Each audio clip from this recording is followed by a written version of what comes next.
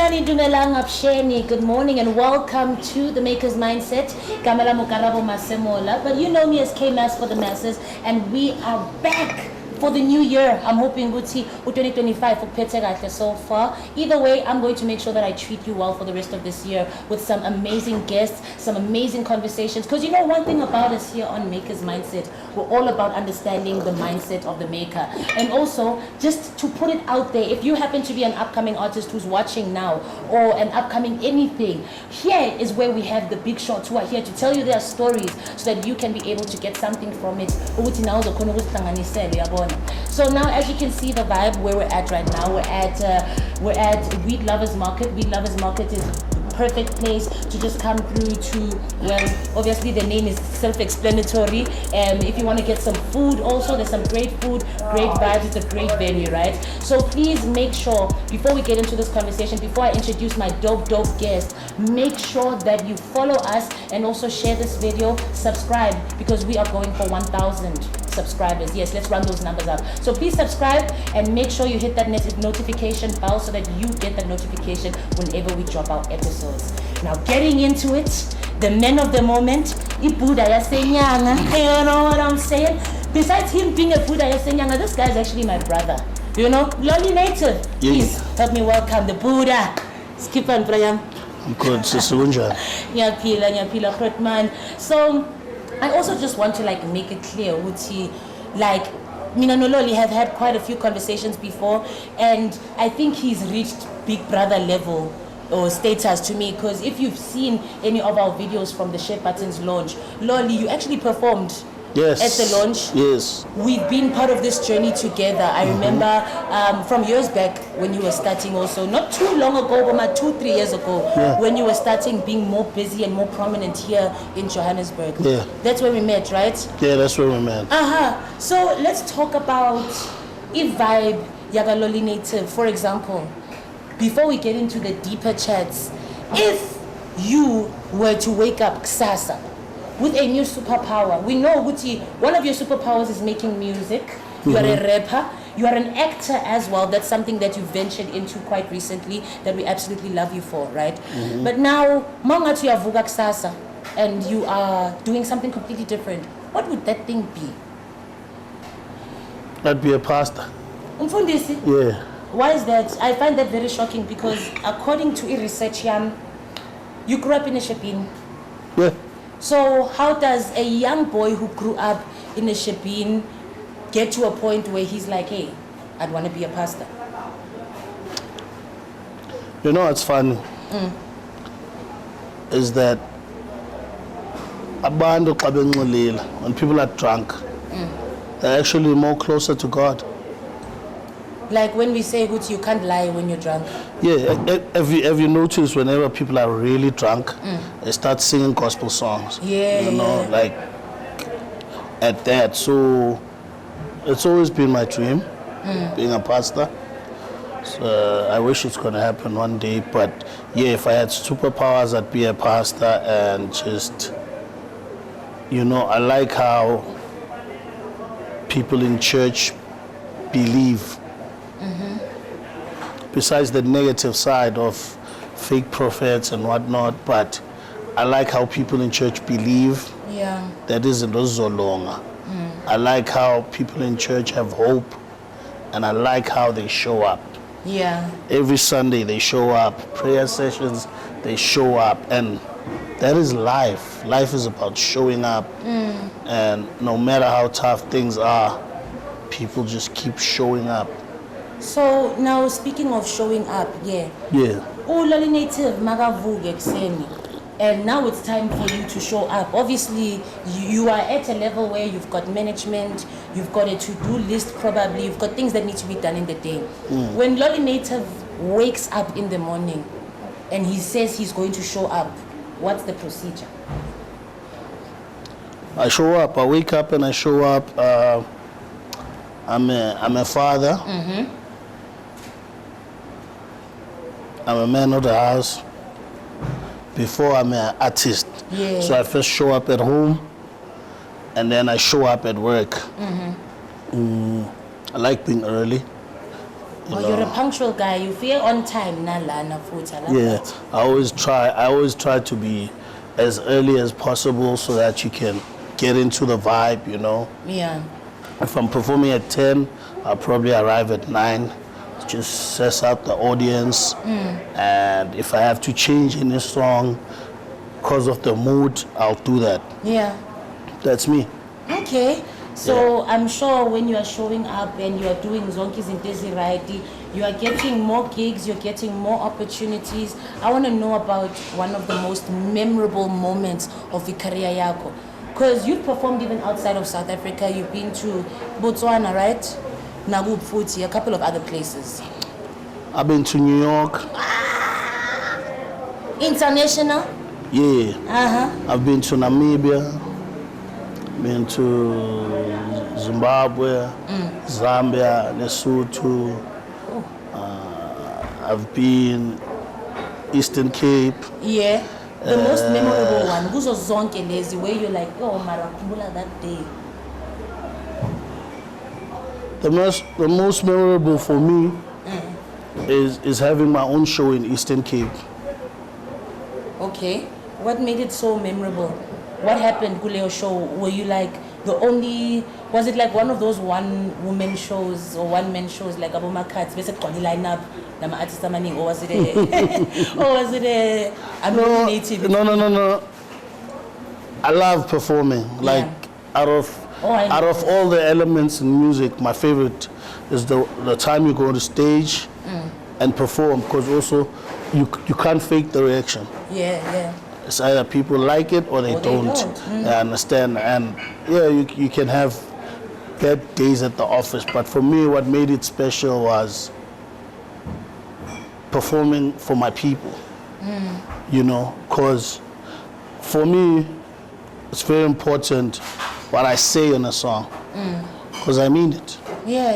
You know, and performing for my people who understand word for word and feel what I feel, you know. Because sometimes you perform and you kill a crowd, but some didn't really understand what they say. Yeah. Some connected with the energy, some love you, you know. But the message. And it's great and all, but when I feel like the first time I performed in Eastern Cape and people have been waiting to see me, and it was just heartwarming for me. The love was real. And these are the people who were supporting you before you won the competition, later this side, before you became Ibuda Yasenyang and had this title that you have, Manji. I'm originally from Eastern Cape, but I'm from Cape Town. Yeah. You know? So before that, I've never really been in Eastern Cape musically like that, you know. Started in Cape Town. Started in Cape Town for me. Right. Actually started in Pretoria, but that's a story for another day. Why must it be for another day? Tell us now, what happened in Pretoria?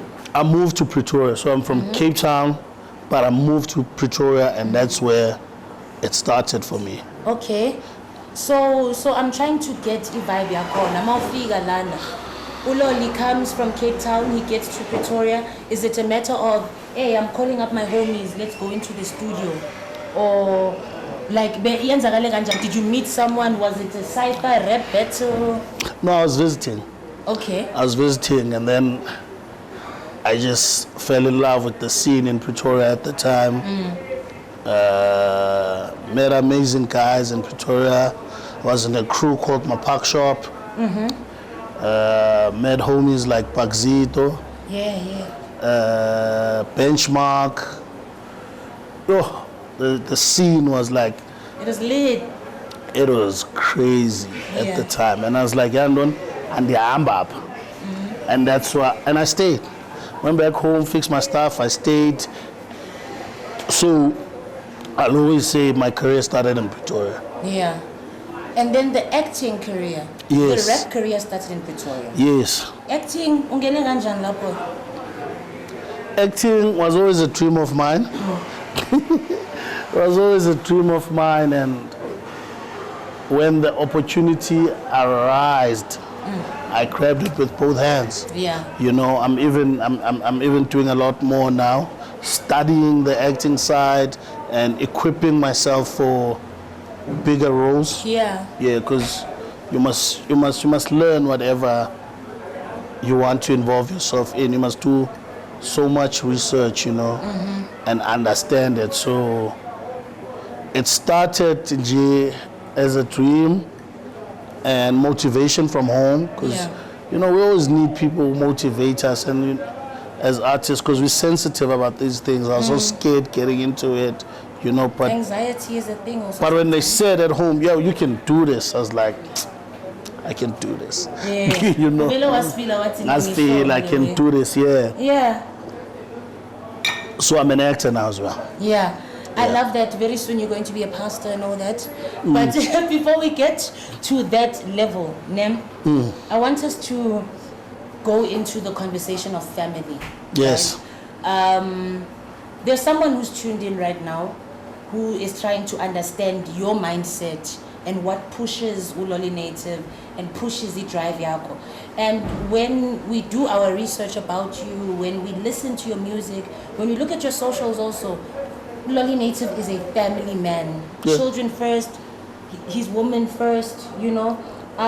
Let's talk about how your family actually plays a role in contributing to the music that you make and also the man that you are, Namhlanje. A very respectable man also. I mean, Lawi hip hop, Australia, you know, sagging pants. We used to it's always women, it's always alcohol. It's you know, that type of thing. Things are just breaking, you know. But then now, with you carry yourself differently. Let's talk about that. I think before being a rapper, I'm somebody's son. And now I'm people's father.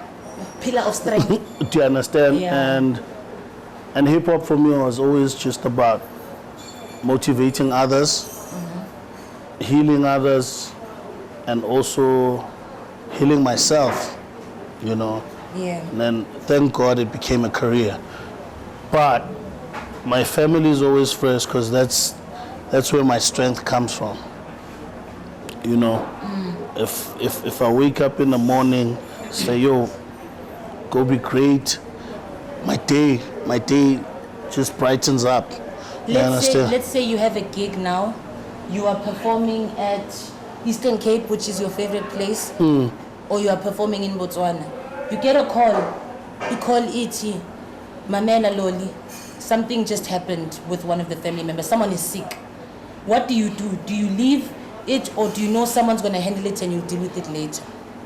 How urgent is your urgency for your family? It's urgent, but I'm going to be honest, I don't think I'd leave. At first, depending on what it is, I'd still finish my business. I'm a professional. I performed. I was on the way to a show when they told me my father passed away. No. I still went to the show and performed. My dad would have wanted me to perform. Yeah. I went and performed, and then dealt with my loss. You know. But as I was saying, it's very important for me. Family is very important, and the way I carry myself also. Yeah. Because the kids are getting older, and How old are they? Yo, they range. Bayakhula. I have teenagers and I have Okay. younger ones. Sure. But our kids are more into socials more than us, so I wouldn't want my kids to be picked on at school or by their friends because of my actions. So I always have to think about my actions in public. I have to think about my family, you know. Yeah. You know, imagine, you saw what your husband did. You saw what your dad did. Did you see what your son did? You know, back home they love me. They report everything to my mom. When my mom goes in the streets, they tell her what I'm up to. You know what I mean? So I just feel like you have to respect the people that put you first in whatever you do, and also Ndimdala, man. Do you understand? That's facts, so, yeah. so also my music and my actions need to. They need to coincide. You understand? So this is not an act for me. Yeah. This is my life, and I just believe I'm a professional who just does what is required from him. Yeah. You know what I mean? And wouldn't want to act out of character. Speaking of not acting out of character, yeah, I'm glad that you just said that, because it leads me to my next question. In life, when we go through life, there are certain things that trigger us sometimes to act out of character, and then your true strength is being tested. We know, Wuti, you gained a lot of fame from the Emtee Records, and then that relationship came to an end.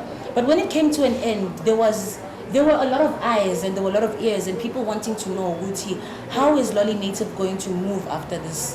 What is he going to do? For us to be able to understand why you reacted the way you reacted, or didn't want to react a certain way, we need to understand what happened, right? For the relationship with Emtee Records and you being managed by them to end, bekwenzenjani? I feel like we had a work disagreement, you know, and that was that. But work disagreements happen a lot. I disagree with my team quite often, and they don't leave unless there's a need for them to leave. Work disagreements vary. So we just had a work disagreement on the future. Yeah.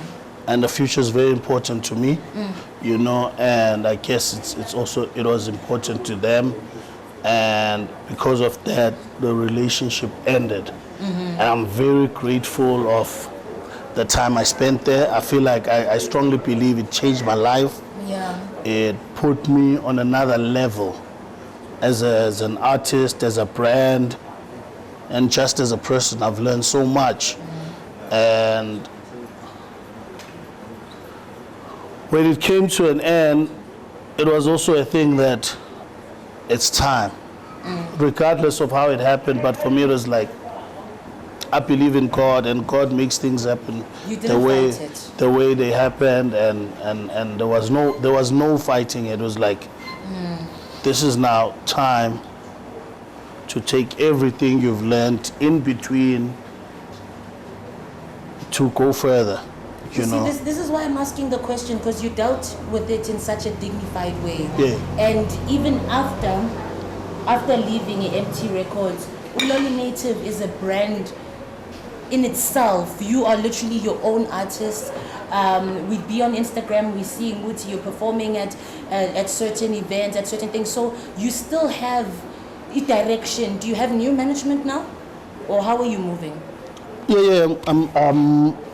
I opened House of Natives, which is my own. Yeah, for sure. Which is my own record label. Because I'm saying I've learned so much from Emtee Records. Yeah. And Emtee himself. Big shout out to Emtee the Hustler, my brother for life. Thank you for everything, bro. So I've learned so much, and first thing I did was to open a record label, and I signed myself. So I'm not signing any artist. Yeah, the focus is you are still the first prototype. Because that's how business should be done.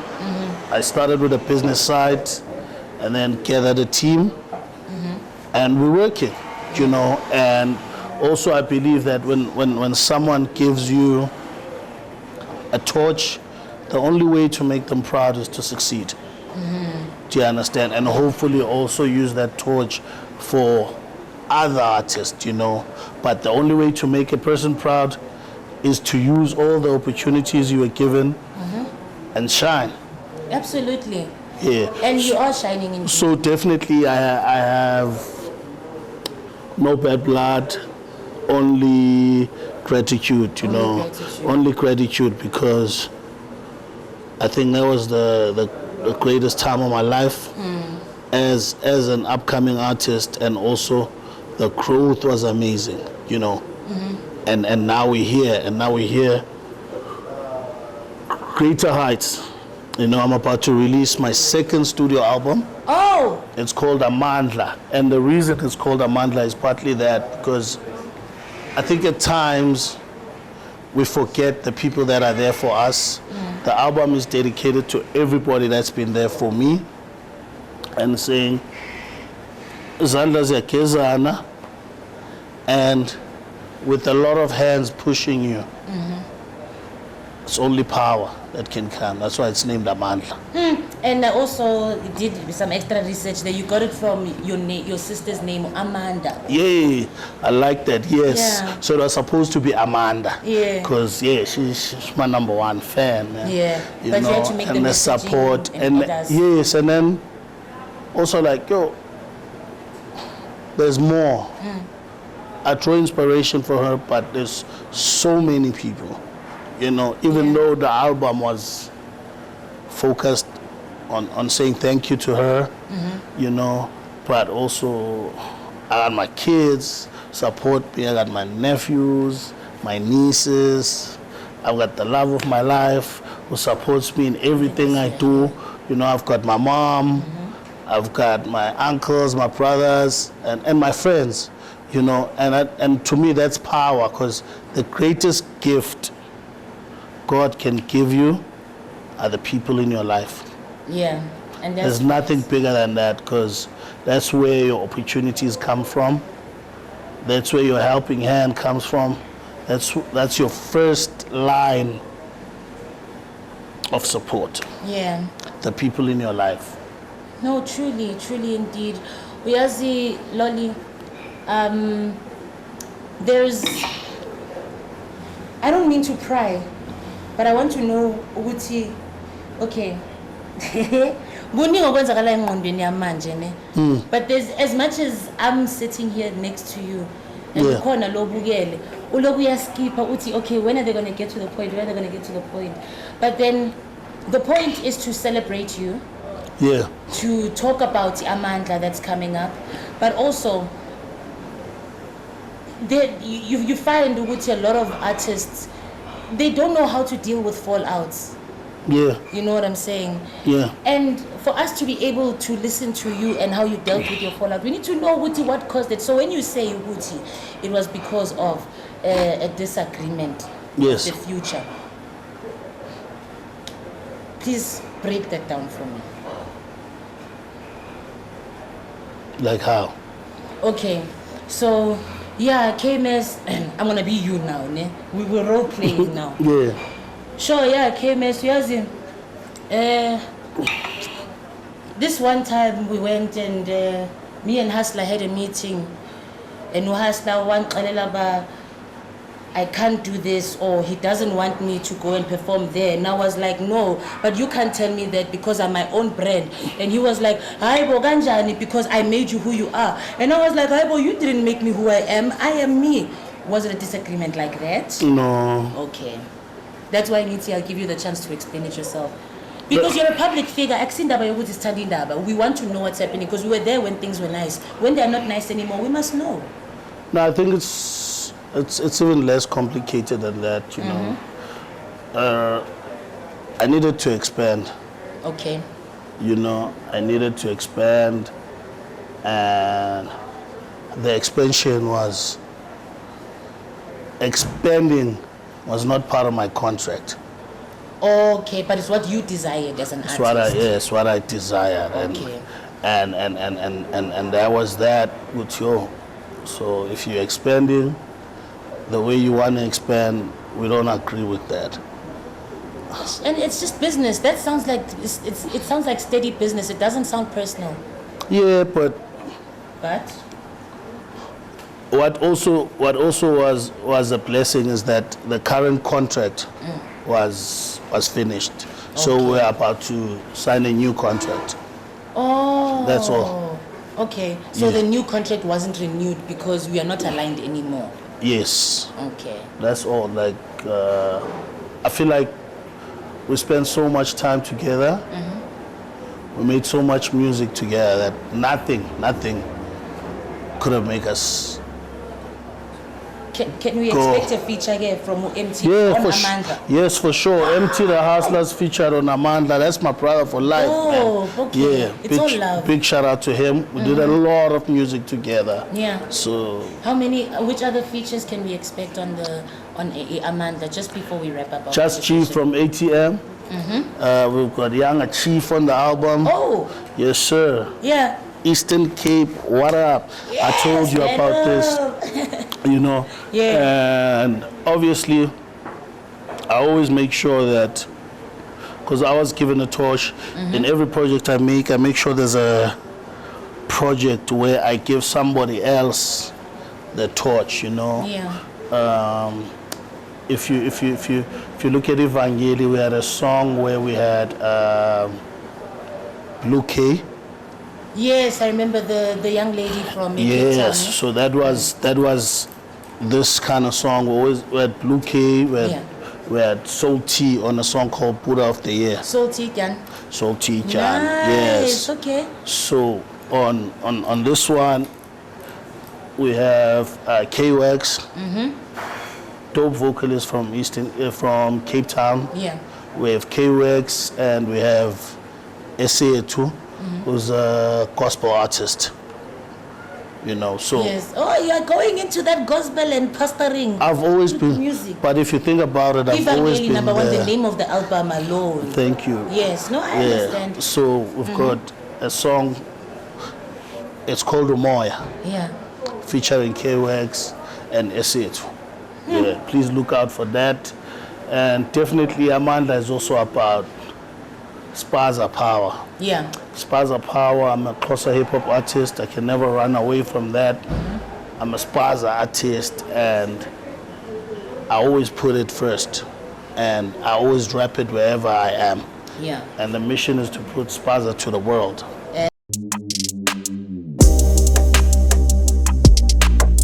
What's good? We are still out here on Maker's Mindset in Pete.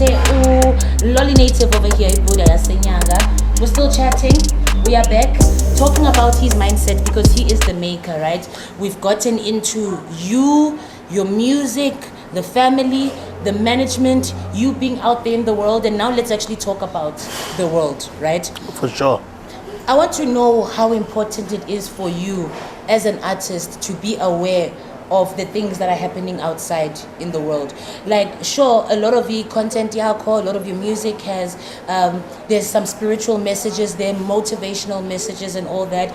But then you also look at the things that are happening outside, like number one, South African and US relations. Now with Donald Trump, he's removing fundings, he's basically coming at South Africa. I don't know, do you feel that as an artist, you would be affected anyway, or have you already been affected by the decisions that he's making that side, or all the threats that he's making? Definitely. Definitely choose to stay away from politics. Sure. In everything I do musically, but obviously we cannot escape The reality. or go to Uyapeta. Yeah. Uyapeta. And the sad part about it, I feel like it's an attack on black people. It's not an attack on South Africa. It's an attack on black people. Also, what I take in from everything that's happening is that when you let things go, they come back and bite you. Which are the things that have been let go of? Apartheid. You know, apartheid. I think as black people we are forgiving. Yeah. And we are tolerant. And black people don't complain. And when we decided that was our motion to apartheid, that's when now people can come back and use it against you. Ish. Do you understand? So it's a sad part, but yeah, that's what I take from it, and that's what I'm learning from it. Is sometimes you have to deal with things no matter how tough they are. Yeah. Back in 1994, we were sure, yes. We were so sure that as a country we are going to do better. When Utata stood there, made his speech, when he got out of prison, now in 1994 at his inauguration, you know. But what do you think is holding us back as black people? Because now, mina mangibheka le ndaba neLolli, I see ukuthi as much as there was a physicalness in the war against the black body, it was also mental. They came at our mind. But now, when Utata, Nelson Mandela said that, you know what, let's forgive them, guys, let's keep it moving. Nothing was done to the black mind to get them back into that zone of, okay, says right, manje, guys. You know, what do you think is holding us back? Also, we cannot compare 4 centuries to 2 decades. Okay. So we can't fix a problem that was so, it took so long, you know, to cut it within 21 years. Yeah. As we are in 21 years, it's a problem that would take forever. However, like I said, it's a problem that nobody dealt with, you know. And now Zakal. and now the other party is acting like a victim. Do you understand? Literally the whole genocide, Lolli. Yes, because that's why I'm saying we just let it be, and now it's coming back to bite us, you know. Yeah. And it's sad because we need our kids. We grew up and saying we want to be better parents, we want to be better people, and we don't want our kids to grow up even knowing apartheid, for that matter. Yeah. Witnessing it is worse, but because it was never dealt with, they will always experience it, and these are the things that happen. I guess it's just up to us to fix that, right? It's up to us, and we cannot blame your Nelson Mandelas and not. They gave us an opportunity, you know. An opportunity at what? At peace? No, they gave us time, an opportunity at living. You know, because I feel like everybody in their generation does what they have to do, and they gave us an opportunity of freedom. Yeah. Say, how are you guys then gonna deal with this, you know? Because I also don't believe in blaming the government for everything. And just maybe that's who I am. I'm not a complainer, but also we just need our leaders to deal with things better, and also work for the people, not for their pockets. Yeah. Okay. Better leadership. So better leadership will also help this. But I also feel like we must also understand what everything is. So I'm not good in conspiracies, but it's clear. Yeah. It's clear what this is. I'm just glad that we're having this conversation because, as you said, you don't stick your nose too much in politics. So to be able to have this conversation with you and know what you truly think about this, understanding your mindset, for sure, it's really great, you know. Another thing that I want to understand regarding your mindset, Konem, is the hip hop beefs. We know this thing is a thing, right? Kendrick or Drake? Man. I have to ask. They're both good for the culture. Okay. They're both good for the culture. What Drake has done for hip hop is amazing. It's great. Okay. And can never be undone. So shout out to Drake, you know, and I'm glad that it even gave hip hop a longer lifespan. Is that what beefs are about, actually, come to think of it? Are hip-hop beefs just PR for hip-hop?